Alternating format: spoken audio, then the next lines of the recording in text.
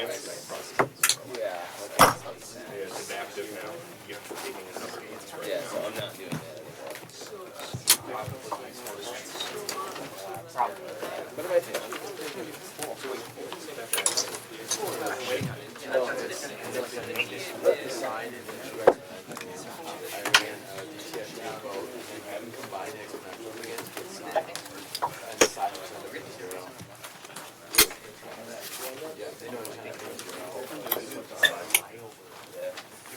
You can do one within the department or with when you go ahead. Yeah, I know. So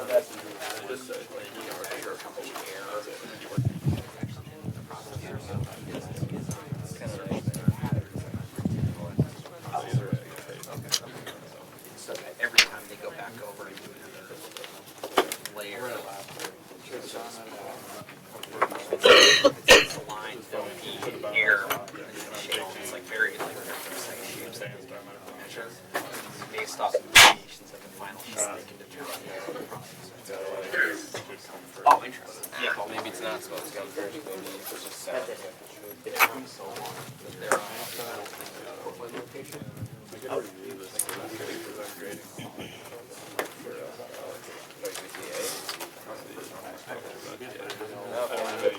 I'm sure the bottom you did.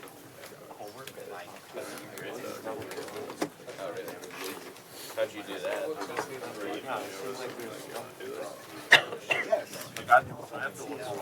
Okay, good morning everyone. Are there any questions before we start? I have handed out your graded homework one that should be circulated. These are arranged by last name alphabetically, so you can look for your name. So the homework is graded by randomly choosing two problems. You will probably find what they are. Homework one grade should be on Moodle site.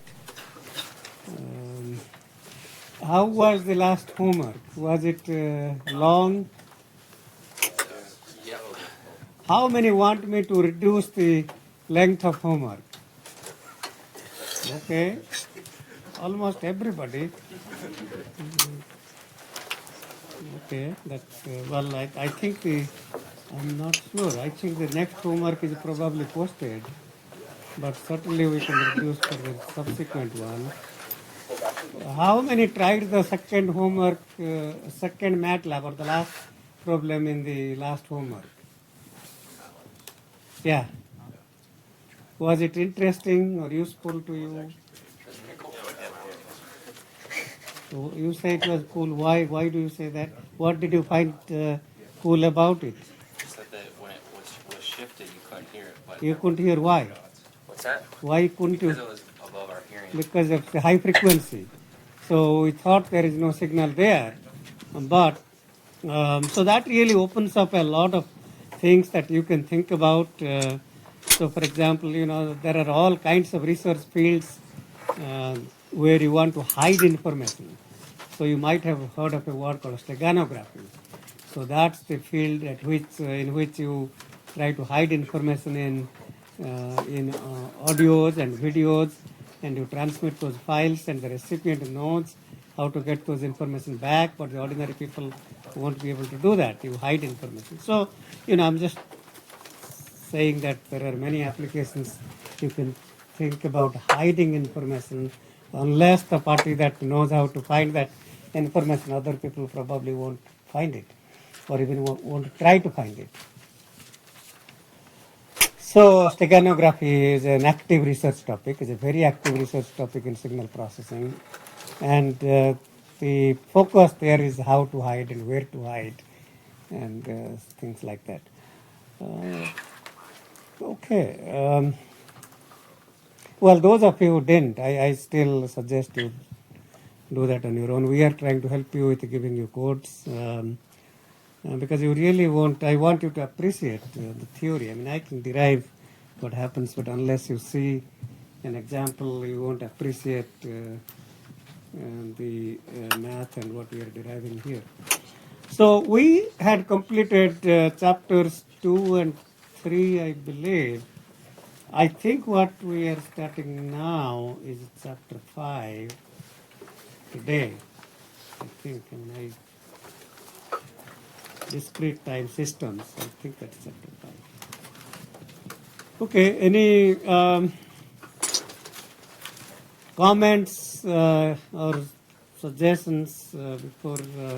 How many of you want to grade all problems rather than just 2? How many of you want to? I think one thing we could do is give some completion problems. We grade 2, but just look at if you have completed other problems or not.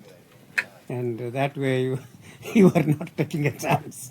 If there are 5 or 6 problems, there are 10 or 15 ways you can submit 2 problems, and you are not taking that chance to turn in only 2, hoping that those will be the 2 that we will pick.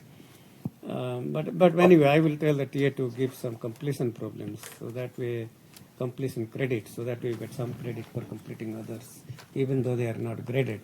So let me start talking about discrete time systems. So we basically have laid the foundation for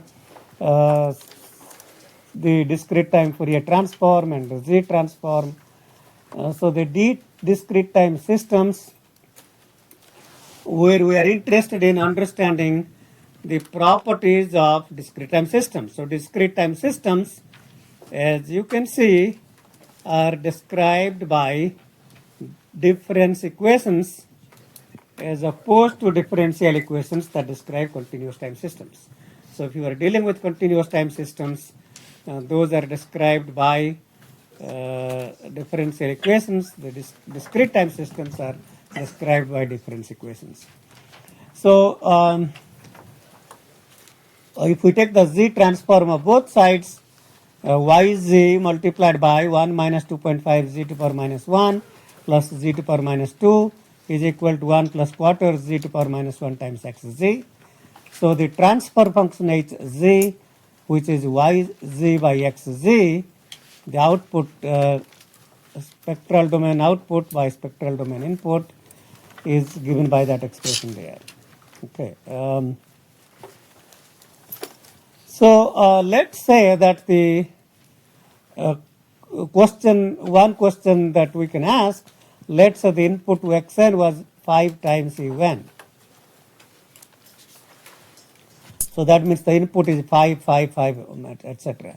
And we are just interested in computing the steady state value of the output yn. So we are interested in computing the steady state value, that is limit n tends to infinity yn. Now what I am trying to illustrate in this slide is that do not compute the xz as 5 over 1 minus z to power minus 1, and then do not compute yz equal to hz times xz, and then do not take the inverse z transform to find yn, and then do not take the limit n tends to infinity. Okay, and you could do all of that, and that's perfectly fine. That could take 25 minutes. But you can see that in 10 seconds, that if indeed n tends to infinity, in the difference equation itself, substitute y has reached a steady state. So there is no difference between yn minus 1, yn minus 2. All the values of y are same. So if I call that steady state value y steady state, yss, then in the difference equation we can substitute wherever there is yn, we can substitute yss, and yn minus 1 and yn minus 2 are all yss, and then substituting that, y steady state times 1 minus 2.5 plus 1 is equal to xn is just 5 all the time, 5 un. So at limit n tends to infinity, it's 5, 5, 5, 5, etc. So xn is 5, xn minus 1 is 5, and then you solve for steady state output, that's minus 25 by 2. So that's kind of a 10-second answer as opposed to a 20-minute answer of finding a steady state output. Is that clear? Yes. What's the notation that says the limit n goes to infinity yn and then equals with that delta? Yeah, that's equivalent to, forget about the delta. Just equivalent to y steady state, which in the next line is called YSS. I should probably have written that equal to YSS. Okay, I may change this a little bit and re-upload this slide. Yeah, okay, question, go ahead. Is that like an approximation, or is that like the same solution you'd get if you went through all the... Yeah, it is the same solution. If indeed the steady state exists, if there exists a steady state solution, which is finite, by that I mean it's finite, then it will be same answer. Yeah, it will be same answer. Good question. So then I want to talk about this notion of frequency response, and once again, the purpose of this slide here is to get an idea of what the frequency response looks like without computing, without doing a lot of math. So without really trying to compute, so we are given here Hz is 1 plus z to power minus 1 by 1 minus 0.9 z to power minus 1. So there is a 0 at minus 1 and a pole at 0.9. Okay, so I just want to get an idea of what the frequency response looks like without, I mean, I could say, okay, h e to power j omega is equal to 1 plus e to power minus j omega by 1 minus 0.9 e to power minus j omega. I could take the magnitude of the numerator, I could take the magnitude of the denominator, and then I could plot that. I could certainly plot that by using MATLAB or some kind of tool as omega changes from 0 to pi. So over 0 to pi, I can then compute what the frequency response looks like. But without doing that, I just want to get an idea what it might be, what kind of filter that might be, without really bothering about all the details. Okay, so how do you get an idea of the frequency response from the pole 0 plot? So the magnitude of the transfer function h e to power j omega magnitude is equal to the product of distance from zeros divided by the product of distance from poles. Okay, so that's really so. So if you look at this pole 0 plot, the pole is at 0.9 marked by the red pole there, and the 0 is at minus 1, which is on the unit circle with angle pi. And then when omega is equal to 0, where is the z equal to? Z equal to 1. So we are at omega equal to 0, z equal to 1, at omega equal to pi by 2, z equal to j, and omega equal to pi, we go to minus 1. So we are essentially saying that, so let me just write this one in one page here, and then we can get back to the slide. So we are essentially saying that if we have some poles and zeros, so this is the unit circle, and let's say there are some complex conjugate zeros and some poles, let's say something like that.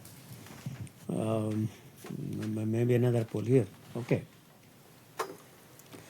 So we are saying that if I take the h magnitude, which is the distance from all zeros, let's just put maybe a couple of zeros here. Okay, so you will see why I am doing that. So if I start at this point here, this is omega equal to 0. Okay, so e to power j omega is 1. So then you take all the distance from all these zeros. So take the product, think about geometrically. So take the product of all of these and then take the distance from all the poles. So that's one distance, another distance, and this distance here. So do you expect to see the filter magnitude at this point to be a small number or a large number? So because this point is close to this pole, this distance will be small. So the denominator will be small. It looks as if these four things, well, the first of all, the product of four distances divided by the product of these four distances, but one of them is very small, so the denominator will be large. So I can see that at omega equal to 0, the value will be large. And then as I keep going through, so I'm trying to go through this unit circle here, and here I reach pi. Okay, that's where I reach pi. So at some other point, let's say I'm here, this is omega equal to probably pi by 4 or something like that. Then again I take the distance from all poles, that's the denominator, distance from all zeros, product of those is the numerator. But what I want to point out that if I reach this point here, because this is close to this 0, actually this is exactly 0, because that 0 is on the unit circle, not something little below the unit circle. So in fact, that will reach, so let's say this is pi by 2, so little more than pi by 2, so it will reach 0 at, well, let's just take that as 100 degrees or so, so maybe 5 pi by 9 or something like that. Okay, so this angle is 10 degrees. So this becomes exactly 0, and then so this then gets this kind of gets close to another pole and very close to another pole. So certainly the magnitude will probably it looks like it will it will become high at some point, maybe at this angle, whatever that is, maybe 2 pi by 3 or something like that, and then it will go even higher. So I don't know how it goes higher, but more likely it goes higher like that. So because that's very close to this one, I don't yet know whether this is below that or above that. I don't know all these details, but I can see that this will probably this will probably be 2 pi by 3 and pi. So if this was 2 pi by 3, so this is 30 degrees. Okay, so that's actually how you get an idea. So if you see poles very close to unit circle, the magnitude picks up, denominator is small. If you see zeros on the unit circle or very close to unit circle, it comes close to 0. So if this was right below, then it doesn't exactly become 0, but it gets close. And anytime you see it becomes exactly 0, we call that a notch frequency. And these kinds of filters sometimes filters that try to remove certain frequencies would be called notch frequencies, or filters would be called notch filters, because these particular inputs at that particular frequency will be notched out. So for example, if you are designing biomedical devices, there is a tremendous amount of power line noise. So there is whether you are measuring ECG or EEG, typically these are filtered by notch filters with notch frequencies that correspond to the power line frequency and the harmonics of that. So that's kind of so if you are in this country, then you will try to use notch frequencies of 60 hertz or 120 hertz. If you are in Europe or somewhere else, you will use 50 hertz and 100 hertz and 150 hertz. Those are the harmonics of the power line frequencies. Okay, so the notch filters are very important to remove undesired frequencies, and because there is a lot of power line noise in all measurements, there is a lot of power line noise. Okay, so I want you to intuitively understand from a pole zero plot without doing any math. You could do also a lot of math, and we could spend. Sometimes the intent is to get an idea of what kind of filter it is. Is it a low pass filter? Is it a band pass filter? And that's what we want to understand, and we can get a sense of that from these pole zero plots. Okay, let's get back to the slide where I was explaining that concept. So when you see this arrow here, that means we are starting with omega equal to 0 and going around the half circle to reach omega equal to pi. So as you will see that as I reach omega equal to pi, the numerator is 0 because the distance of this point z equal to -1 from the 0 at -1 is 0. So that's why the numerator is 0 and at omega equal to pi, and this x-axis is really showing the coefficient of pi. So when you say 1, that's 1 pi.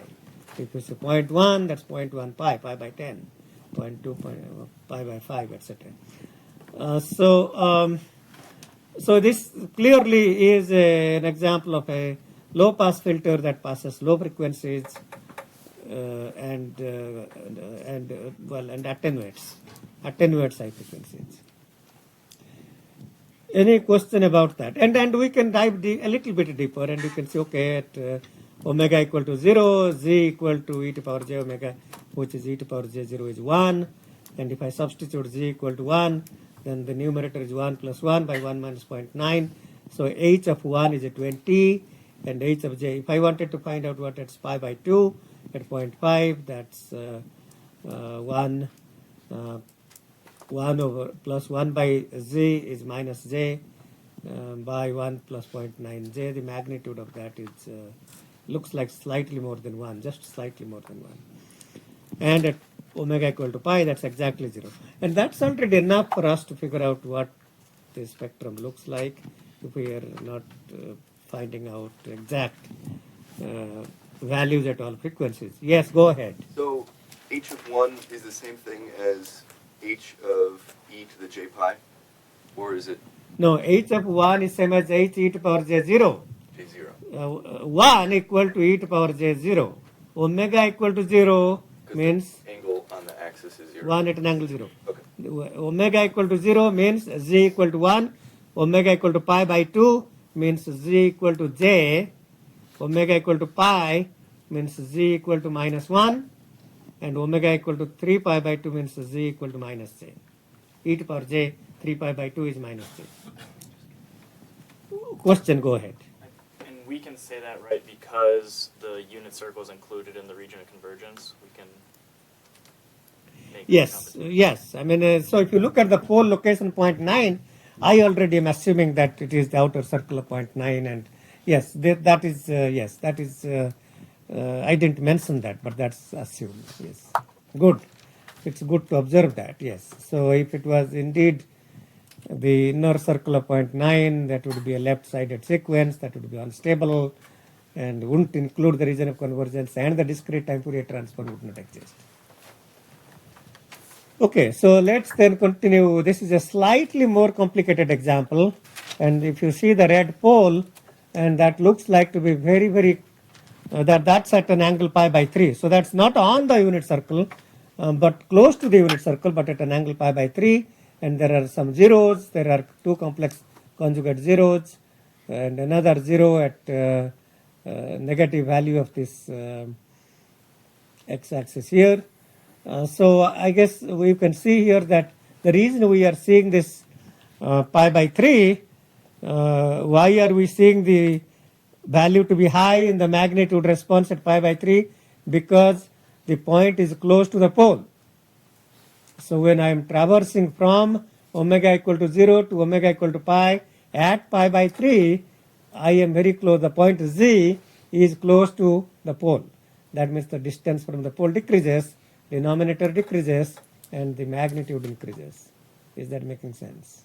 And that's why you see that peak at pi by 3. I didn't have to calculate anything. I'm just trying to see how to understand what's going on. And then you see a 0 at 5 pi by 8.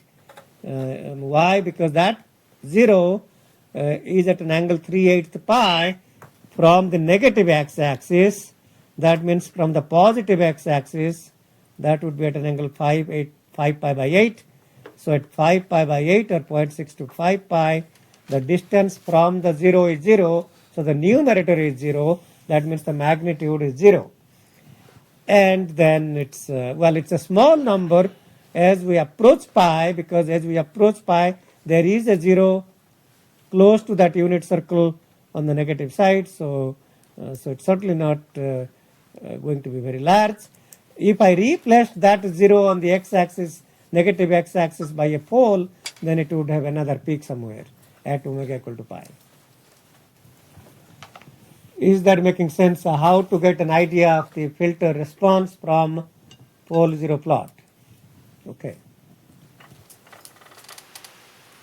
So now let's talk about what group delay means. We might have alluded to group delay, and so we want to talk more about group delay.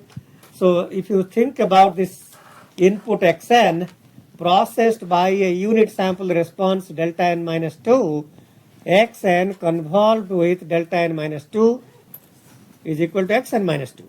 So the output yn is the same as xn but delayed by 2 samples. Okay. So what does that mean? That means group delay is 2 samples. So the delay of this filter is 2 samples. And it so happens there is no filtering going on. I mean, there is nothing being filtered. The output signal is same as the input signal, just delayed by 2 samples. So we are not doing any filtering. We are just delaying by 2 samples. That's all the delta n minus 2 does. It delays the input by 2 samples. Okay, so if you think about what is the discrete time Fourier transform or the transfer function for the delta n minus 2, the h e to power j omega, hn is delta n minus 2. So h e to power j omega is e to the power minus j2 omega. If you take the phase angle, if you think about the magnitude is 1. Magnitude of any complex exponential is 1. And the phase angle, which is the exponent of e to the power something. And in this case, e to the power complex exponential means e to the power j something. And that something is the phase. And that phase angle of h is minus 2 omega. Because minus 2 omega is the coefficient of j in the exponent. And if you take the derivative of that, d omega of minus 2 omega, that's minus 2. Take the negative of that, that's 2. So, in general, we define, if you look at the first line, group delay of a filter H is defined as the negative of the derivative with respect to omega of the phase angle of H. That is the formal derivation. Formal definition, sorry. Yeah. You had a question? Yeah, I think so. Go ahead. That inertia of the system, it's going to come after 2 samples because of the GRD quantity that you calculate? Yes. So that simply means if the input changes, if input makes a change, you won't observe that change until 2 samples. So if I, for example, changed the input, suddenly jumped high, you see that after 2 samples. So the most important thing to notice about the group delay is, in this example, it so happens that the phase angle is a linear function of omega, some constant times omega. That's why the derivative of the phase angle is constant. So in this particular example, the group delay is a constant number 2 that does not depend upon omega. But in general, that so-called group delay is going to depend on the frequency. Sometimes for a certain frequency, the group delay might be small. For another frequency, group delay might be large. So for a general phase function, the group delay would be the derivative of the phase angle, and that derivative is not going to be constant, and derivative is going to be different at different frequencies. Unless there is a special kind of filter that we will probably get to maybe very end of this class or next class, that has this property of having the phase angle that is some linear function of omega. But we'll get to that. Let's just hold on that it could be possible. I mean, the delta n minus 2 is not the only example. There are filters where the group delay can be constant with respect to all omega. But we'll get to that. So that's the definition. So in most practical systems, it is desirable to achieve constant group delay for all frequencies, because if the group delay is changing and the input contains a lot of different frequencies, what you will hear is some sound that you are hearing that was transmitted, let's say 3 samples back, for some frequency that was sampled 7 samples back. So you are not hearing a good replica of what you should be hearing. And so there is some desire to satisfy this linear phase property, which means the angle of H is some negative of some constant k times omega. And that will then guarantee that group delay of that filter is k samples. And it so happens that, the digital filters that satisfy the linear phase property are called linear phase FIR filters. So these are FIR filters that satisfy the linear phase property, and this linear phase property implies constant group delay. So no matter what the input frequencies are, the group delay for all those frequencies are constant. So that's of interest. So in fact that we are going to be spending a good part of this chapter on linear phase FIR filters. These are typically used because these filters are easier to design than IIR. Also, these filters have no poles, so they are always stable. I mean, if you have IIR filters, they could become unstable for whatsoever reasons. Well, I mean, it's usually they wouldn't, but I mean they could. Let's say that you had a digital filter with a pole at 0.9, and for some reasons in the circuit one coefficient got stuck or something, and the pole shifts to outside 1, the filter becomes unstable. I'm not saying that would happen, but it could. So the FIR filters are always stable, so there are no poles. And if the FIR filter is a linear phase, then it satisfies the constant group delay property. Yes, go ahead. K has to be negative. K is positive in this, K is so negative K. So first of all, I mean, it doesn't make sense to say group delay is minus 3 samples. That means the output is observing. Right. Yeah, so that would be kind of a predictive or non-causal system. Okay. So we want to spend a little time on these notions of inverse systems. And we talked briefly about that. So what is the example of inverse system that I already talked about? Anybody remembers? I gave one example of an inverse system.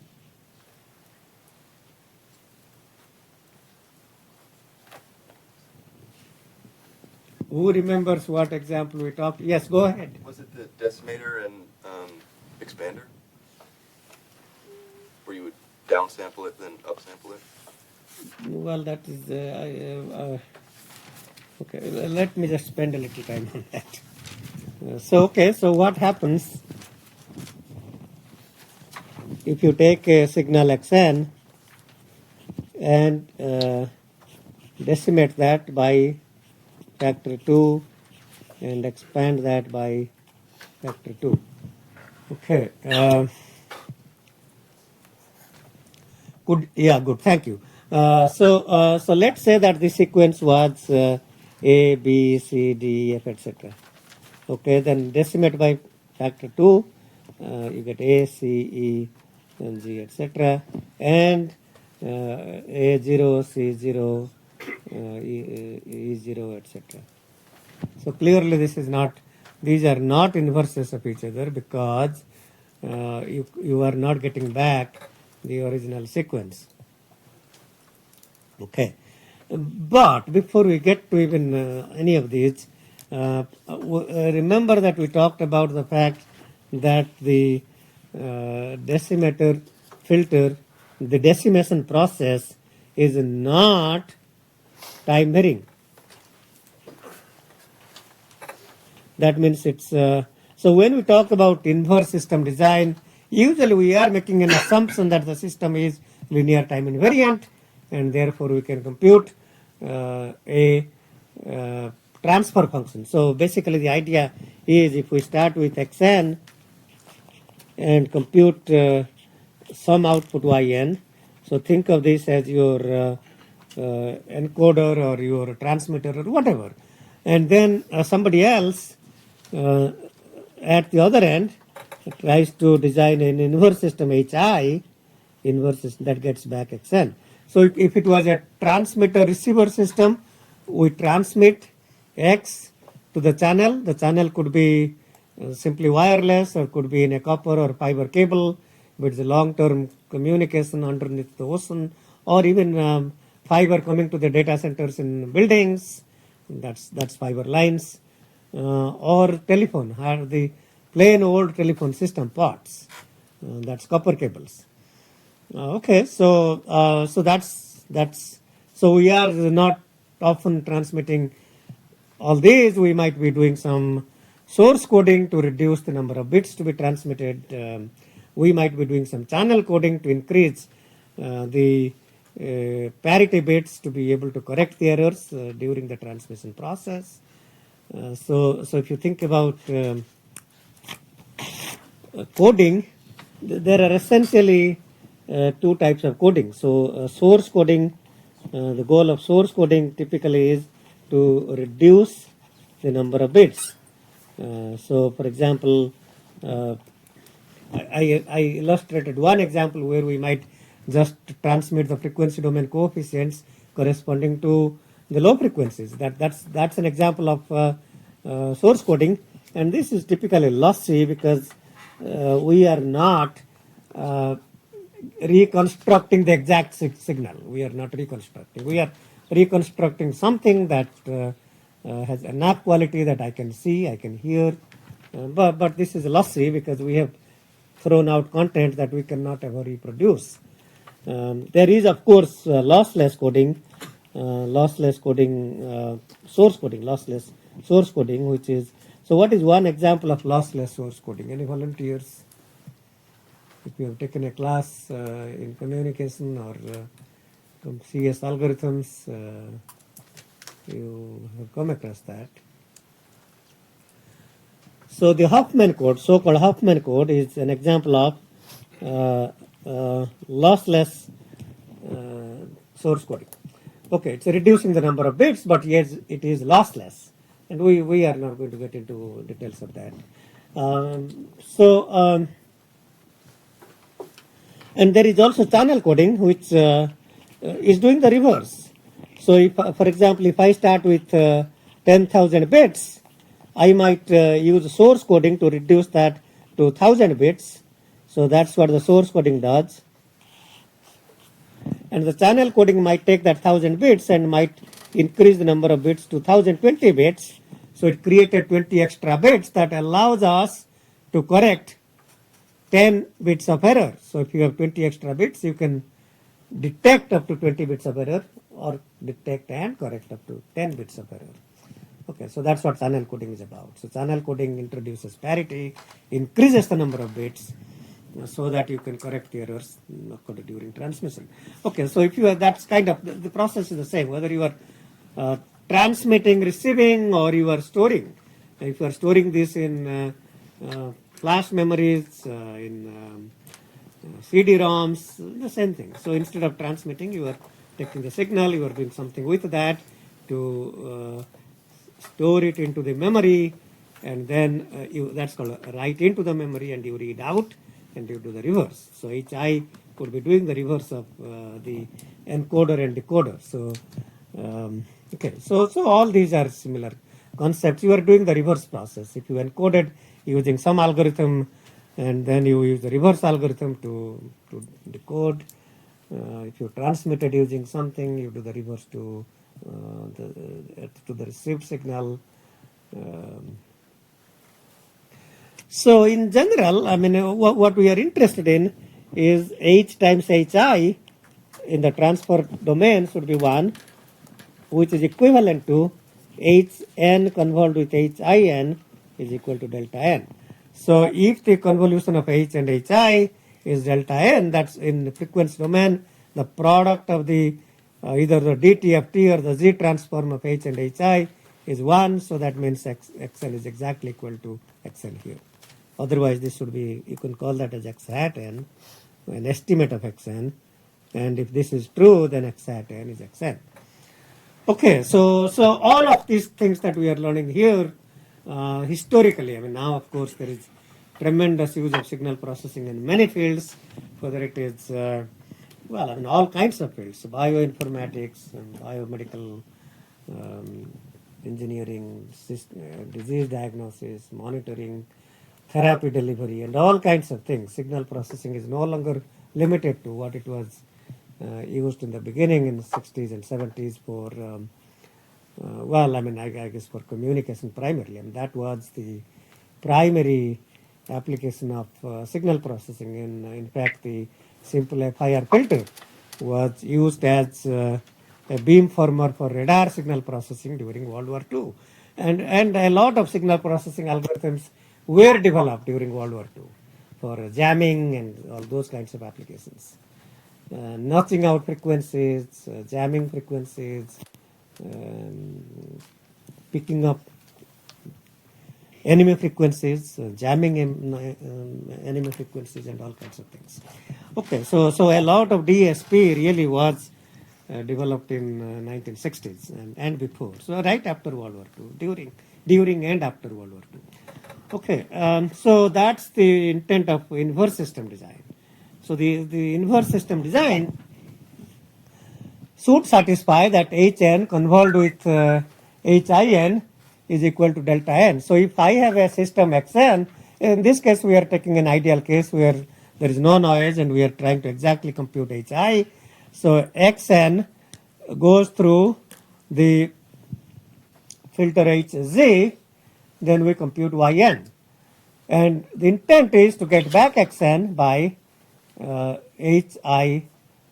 designing Hiz. Okay, so that's kind of the intent. Okay, so if h of z is 1 minus 0.5 z to power minus 1 by 1 minus 0.9 z to power minus 1, and with the convergence, region of convergence is the outer circle of radius 0.9, then the product of h and hi equal to 1 implies hi is 1 minus 0.9 z to power minus 1 by 1 minus 0.5 z to power minus 1. So you take the reciprocal of h. And the region of convergence can either be the pole is at 0.5. If the pole is at 0.5, the region of convergence can either be the outer circle of 0.5 or the inner circle of 0.5. Now, we are saying that the inner circle of 0.5 is impossible as a region of convergence for the inverse system, because for us to have the ability to reconstruct Xn, there must exist some z for which the region of convergence for h and hi are not null. I mean, there has to be some z, and if it so happens the ROC is the outer circle of 0.9 for z, h of z, and for the inverse it's the inner circle of 0.5, then the intersection is null, and there does not exist a z for which they both exist. So that cannot be the region of convergence. And of course that would also imply non-causality and non-implementability, which is another issue. But the point that this line is telling us that when we pick hi, we must at least make sure that there exists some region of z for which h and hi both converge, and that intersection is not null. So then we pick ROC for hi to be in the outer circle of radius 0.5, and from that I can take the inverse z transform. So if I write the hi as two terms, 1 over 1 minus 0.5 z to power minus 1, that's half to power n un, minus 0.9 times whatever we had multiplied by z to power minus 1 in the frequency domain, means n replaced by n minus 1 in time domain. So the 0.9 multiplied by 0.5 to power n minus 1, un minus 1. Okay, so any question about how to compute the inverse of a system? I still didn't answer what I had asked you. We had gone through one example of the inverse system while we were talking about basic examples of causality, time invariance and those kinds of things. So anybody now remembers that example? Yeah, go ahead. The unit step. Yes, yes. Delta n minus delta n minus 1. Yes, indeed. Yes, yes, indeed. So, so remember we had talked about before that if some xn goes through the so-called h of n is un, okay, and this is called an accumulator or the equivalent of integrator in the continuous domain. So, and then so the z transform of this is 1 over 1 minus z to power minus 1, and then if you take the inverse system as 1 minus z to power minus 1, which is simply a two-tap filter 1 minus 1. So this is 1, this is minus 1, and is 0 elsewhere. So that's HIN plotted as a function of n. So HIN is equal to delta n minus delta n minus 1. And we had shown that UN convolved with delta n minus 1 is equal to UN minus 1. So UN is that sequence, that's UN, and UN minus 1 is this part here shifted right by 1, and you subtract, these are all cancelled out, and indeed UN minus 1 is delta n. So that proves that H convolved with HI is equal to delta. So that's why the product of these two is 1, and you can see that in Z domain as well. Okay, so we didn't certainly explain the formal definition, but we saw through an example that the inverse system of the accumulator is the two-tap FIR filter 1 minus 1. Okay, so what kind of filter is this? And what kind of filter is this? When you see 1 minus 1, what kind of filter is that?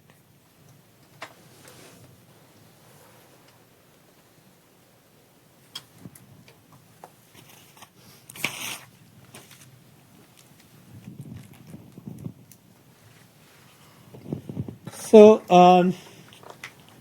so the simplest low-pass filter is 1 plus z to the power minus 1, which is 1, 1.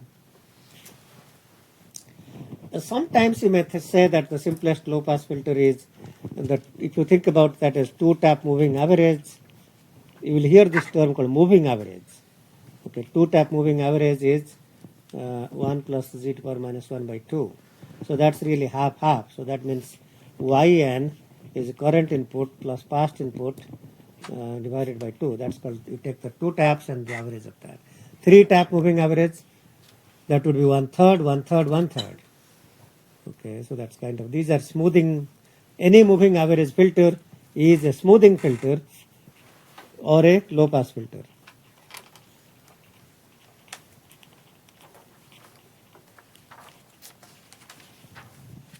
And this is just a scale factor half, I don't worry about that.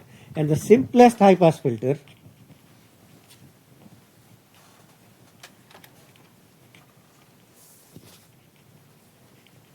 is 1 minus z to the power minus 1, which is 1 minus 1. So if you see this 1 minus 1, that is that's a simple high-pass filter. Okay, so how do you know that this is a high-pass filter? Yeah, so there is a 0. If you plot the pole 0, there is a 0 at omega equal to 0. So that means this is so this is the frequency response is 0 and keeps increasing, because as you go on the circle, the distance of these points, this distance is going to be highest at omega equal to pi. So that's why this is a high pass filter. And if you look at the pole 0 plot of this one, there is going to be a 0 at minus 1, So that's going to be, if you keep taking the distance is going to be highest from that 0 and then go to exactly 0. So that's a low pass filter. Low pass and then high pass. Well, I can put 1 and minus 1. Okay, any question about these things?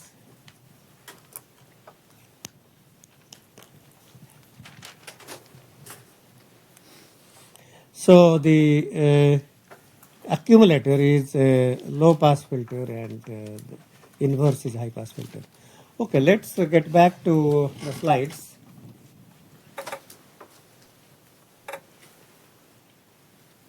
Okay, so now we have talked about inverse systems. We have talked about low pass and high pass filters. There is a class of filters called all pass filters.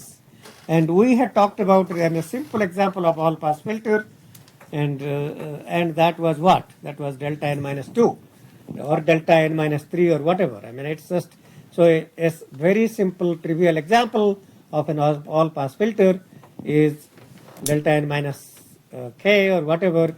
That's just delaying by k samples, and that the magnitude of that is always 1. But in general, the all pass filters.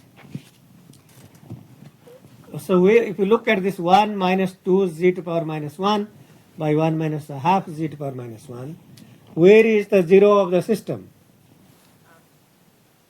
Raise your hand. Yes, go ahead. 0 is at half. Okay. Anybody has another answer? The 0 is at 2. So replace z to power minus 1 by 2 over z. So 1 minus 2 over z, that's z minus 2 equal to 0, z equal to 2. So the 0 of the transfer function or the 0 of the numerator polynomial is at 2. Where is the pole of this? So substitute the denominator equal to 0, and where is the pole of this? 1 minus a half z to power minus 1, so the pole is at half. So in general, any system that satisfies this property, if A is a pole, then 1 over A and 1 over A conjugate is a 0, that must be an all pass. Okay. So in this case, A happens to be real, so then if A is a pole, then the reciprocal of A is a 0. So you can see the pole at half has a reciprocal of half is 2 and 2 is 0. So without doing this math, I already know this is all pass. I mean, we'll get to the math and try to prove that as well. But the property that we want to understand is that if A is a pole of an all pass system, then 1 over A conjugate must be a 0. Okay, in this particular example, how do we prove that the magnitude of h e to power j omega is independent of omega? That's the definition of all pass, because it's passing all frequencies, and its a magnitude is constant. That means it does not discriminate any frequencies. It is neither trying to amplify certain frequencies nor trying to attenuate some other frequencies. Okay, so the magnitude of the transfer function h e to power j omega is equal to the magnitude of the numerator 1 minus 2 e to power minus j omega by magnitude of the denominator, which is 1 minus a half e to power minus j omega. Now, what you will notice is from the denominator, we have taken this term minus a half e to power minus j omega outside a bracket. So if I do that, then the second term became just 1. Well, I just took the second term outside a bracket, so that just became 1. And that's written as the first term in the denominator. So that 1 times minus half e to power minus j omega is the second term. What happened to the plus 1? So if you multiply this second term here, minus 2 e to power j omega by minus a half e to power minus j omega, the minus times minus is plus, 2 and 2 cancelled out, e to power minus j omega times e to power plus j omega is 1, and that's what is the 1. Okay, now the denominator, so magnitude of A times B is magnitude of A times magnitude of B. So we can write the denominator as magnitude of minus a half e to power minus j omega times the magnitude of 1 minus e to power j omega. And then I can write the 1 minus e to power j omega as the conjugate of 1 minus 2 e to power minus j omega. Well, conjugate means replace j by minus j. And then you will see what I have in the numerator, the magnitude of 1 minus 2 e to power minus j omega, and the denominator 1 minus 2 e to power minus j omega conjugate magnitude, they cancel out. Why? The magnitude of a complex number and its conjugate are the same. So magnitude of 3 minus j4 is the same as the magnitude of 3 plus j4. Only the phase angle is different. So those two quantities cancel out. Then we are left with simply 2. The magnitude of minus goes away. Half magnitude is half. That becomes the reciprocal of half is 2. The magnitude of any complex exponential, e to power minus j omega, is always 1. That's 1 at an angle minus omega. The magnitude is always 1. So at least I can check, and I didn't prove that, but I can check that if in this particular example the magnitude of the transfer function is always 2 for all omega, and that satisfies the all pass property. So I didn't prove that if A is a pole, all the 1 over A conjugate must be 0. I mean, it is easy to prove that. I mean, you would prove that by writing down an expression. Then you can at least verify that. Okay, you can verify that.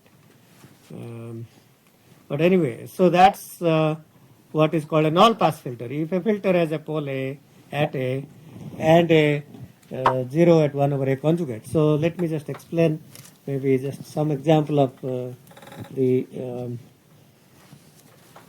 so for example, if I have a pole at okay,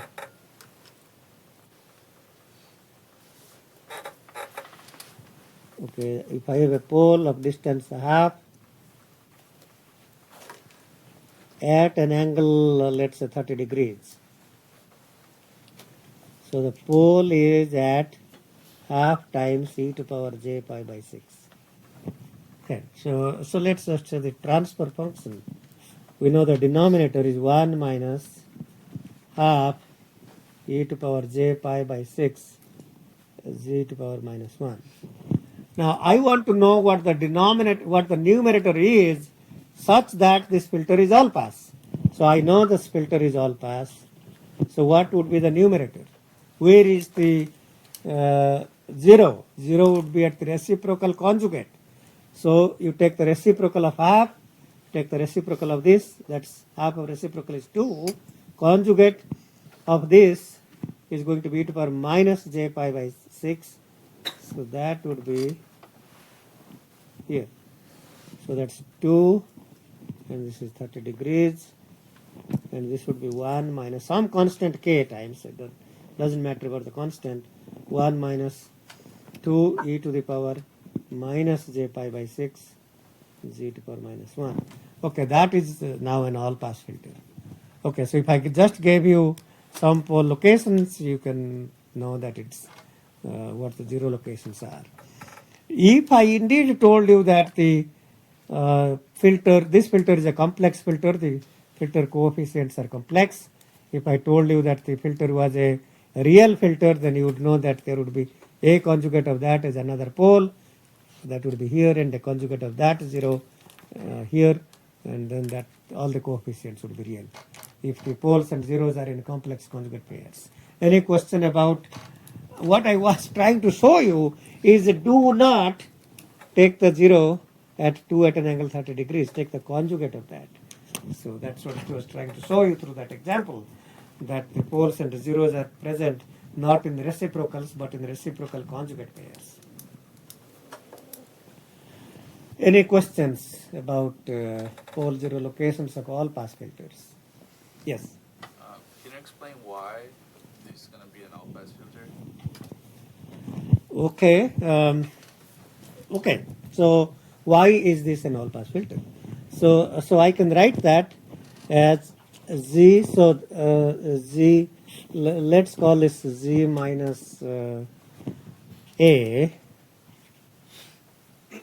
and let's call this z minus 1 over a conjugate. Okay. Okay. So that's and times some constant k. So that's kind of h is z. Okay. So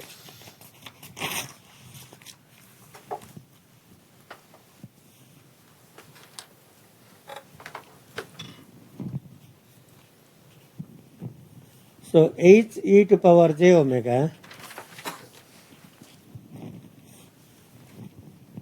is equal to some constant k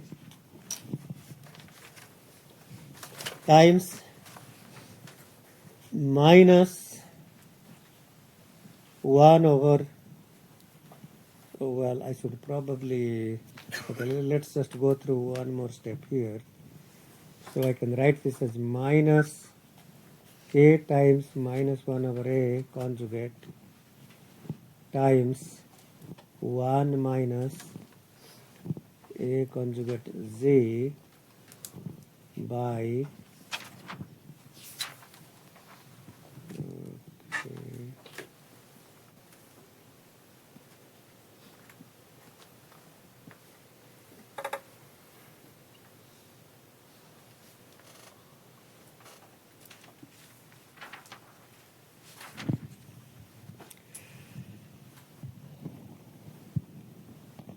well, let's leave it like that now. Let's leave it like that.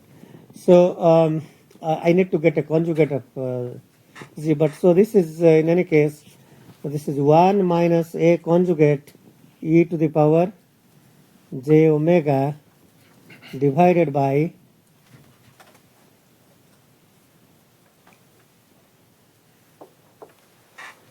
so this we write this as z taken outside 1 minus a z to power minus 1. Okay, so that would be z times 1 minus a e to the power minus j omega. Okay, okay, I shouldn't have z because now we have substituted e to power j omega.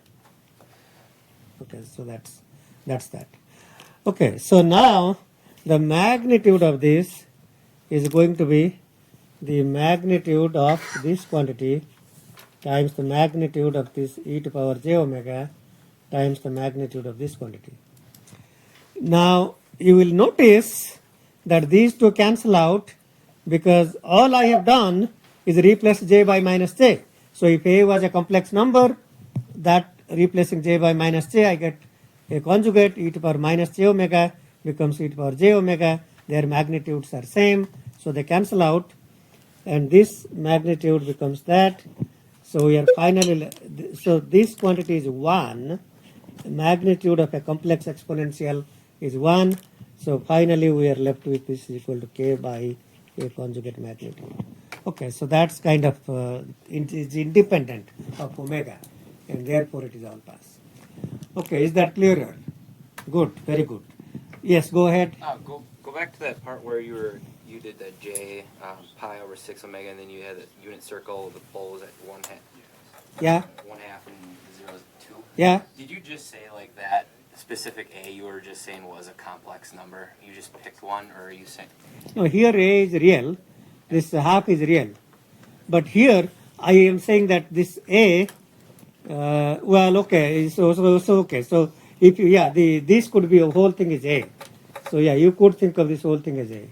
Then that's complex. Yeah. So the half is real, but half times. So yes, the pole is a complex at a complex location. Yes. Yes. Go ahead. Like how you mentioned earlier, by intuition you can look at the plot and see if it's how its response is with regard to poles and zeros. Yes. But here it does not look like the distance is being constant. Aha. No, it is. I mean, that's essentially what we proved. So what is this quantity? This is indeed the distance from the zeros, and this is the distance from poles. So we actually just proved that mathematically, that for any point z on the unit circle, which unit circle is e to power j omega. So yes, so if you take any point, then this times that is going to be constant. If you take the point here, that times that.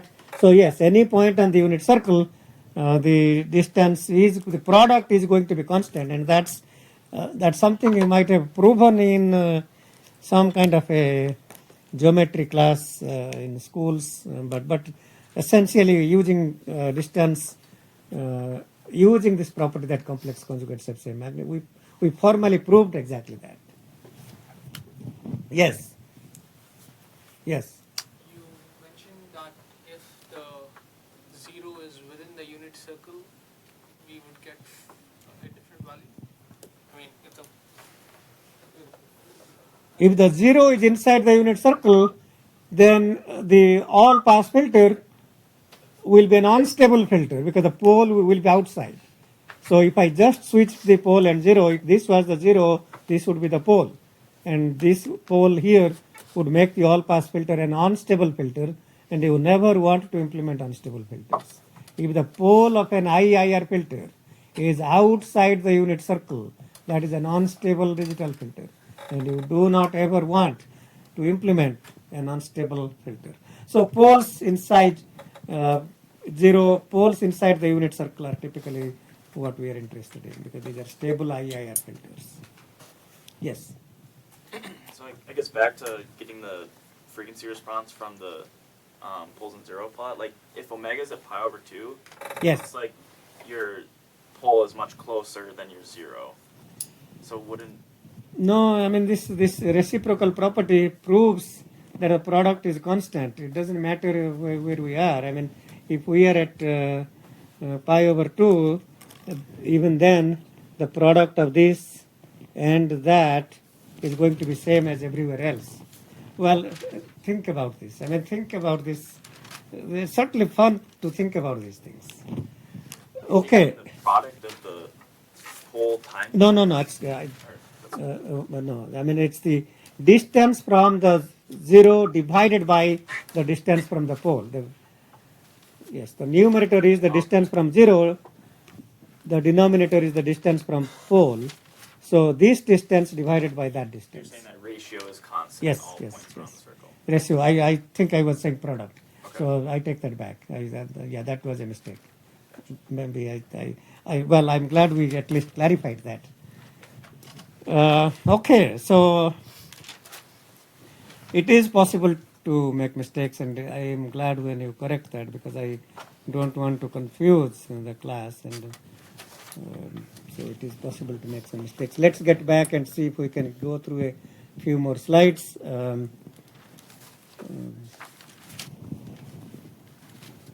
Okay.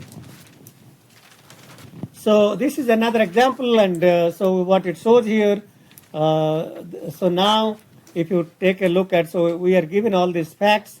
This we know the filter is a second order real filter. Real means the coefficients are real, all pass system, and with one pole located at 3/4 J. So one pole we know is located at on the imaginary axis with distance 3/4 from origin. And we also know that the h e to power j0 is 1. Well, that means all magnitude at all frequencies is 1, because it's all pass. Okay, so from the real property, if we have a pole at A, there must be another pole at A conjugate. If there is a 0 at A, then there must be a conjugate 0 as well. So first of all, corresponding to the 3/4 J, where is the, so first of all, 3/4 J means another pole must exist at minus 3/4 J, because the coefficients are real. And for 3/4 J, the reciprocal of that would be minus 4/3 J. So the pole, red pole on the top corresponds to the 0 in the bottom as the reciprocal pair. So minus 4/3 J. And the pole on the negative imaginary axis at minus 3/4 J, reciprocal conjugate of that is 4/3 J. Okay, so then we can write h of z equal to some constant k times all these 1 minus j 4/3 that's the z to power minus 1, that's the 0 at j4 third, and for the 0 at minus j4 third, you get the plus term. In the denominator, you get two poles, 1 minus j3 quarter z to power minus 1 times 1 plus j3 quarter z to power minus 1. Substitute z equal to 1 and solve for k, and k is 9/16. You can check that at home. So we can then uniquely compute the transfer function of the filter as stated below. Okay, any question about if we know some things, we can then compute the transfer function. Okay, so another type of filter, so we have talked about all pass filters. Another type of filter is of great interest to us, and that's called minimum phase systems. So we define a system with all poles and zeros inside the unit circle as the minimum phase system. Okay. So if you see a digital filter with all poles and zeros inside the unit circle, then we can certainly we can call that as a minimum phase system. Okay, so now what happens if we don't have a minimum phase system? So what this next property states, any arbitrary filter H of Z can be described as a product of an all pass and a minimum phase system. So think about what we are saying now. So okay, so the original filter H of Z is given here, 1 minus half z to power minus 1 times 1 minus 3 z to power minus 1 divided by 1 minus 3 quarter z to power minus 1. How many poles and how many zeros? One pole at 3 quarter. How many zeros? 2 zeros. At what locations? Half and 3. So how do we describe this filter with 2 zeros and then 1 pole as a product of an all pass and a minimum phase? So first of all, definition of minimum phase, all poles and zeros must be inside unit circle. So how many things are outside the unit circle? We need to capture those into the form of an all pass filter. I see that there is only one quantity outside the unit circle, and that's the 0 at 3. So that 0 at 3 has to become part of an all pass filter. So we then say that, okay, HAP, the all pass filter transfer function, is equal to 1 minus 3 z to power minus 1. Because the 0 is at 3, the pole must be at reciprocal, which is 1/3. So divided by 1 minus 1/3 z to power minus 1. So that's the pole 0 plot is on the left bottom. You will see that it is one pole at 1/3 and the 0 at 3. Now, to maintain the same transfer function, the pole located at 1/3 must be cancelled out by a 0 at 1/3. So we use a pole 0 cancellation principle that cancels out. So if you look at the right hand plot of the pole 0 on the right hand bottom, so now we have a cancelling 0 at 1/3 and the existing 0 from beginning at half and the existing pole from beginning at 3/4. So I can write the minimum phase transfer function as 1 minus half z to power minus 1 times the new 0, 1 minus 1/3 z to power minus 1 divided by 1 minus 3/4 z to power minus 1. So if you now take the product of these two, that 1 minus 1/3 z to power minus 1 in the all pass denominator cancels out with 1 minus 1/3 z to power minus 1 in the numerator of minimum phase, and indeed we are back to h of z, which is what we want as the product. Any question about how we explained and how we at least express any filter as a product of an all pass and a minimum phase?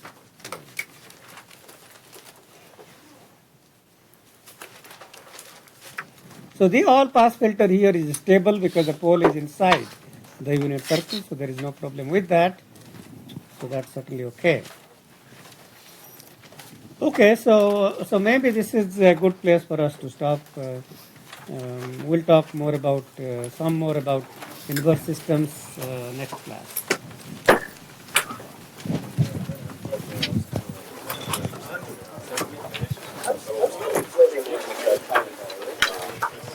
So if there are all collected graded homework, please return that is that uncollected. You came late to the class and did not collect your homework, you can still get it. So graded homework are here, you can collect them if you did not. New homework on the right hand side. New homework on the right hand side. Graded homework here. Graded, if you are looking for your graded homework, that's here.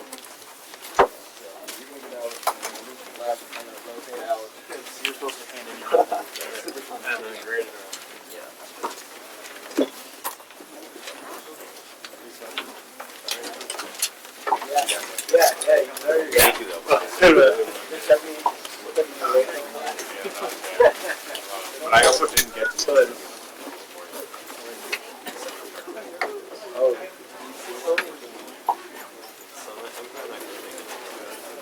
I mean, it's not like a terrible thing that this I don't know how it helped me. Yeah, it might. Like maybe it was. I don't know. I don't know when I was talking. I wish it was. When I was talking with the EC, the DG, like the director, undergrad. Yeah. Talking about like What? The second to the EC. oh, okay. And like when I was saying like, Probably. like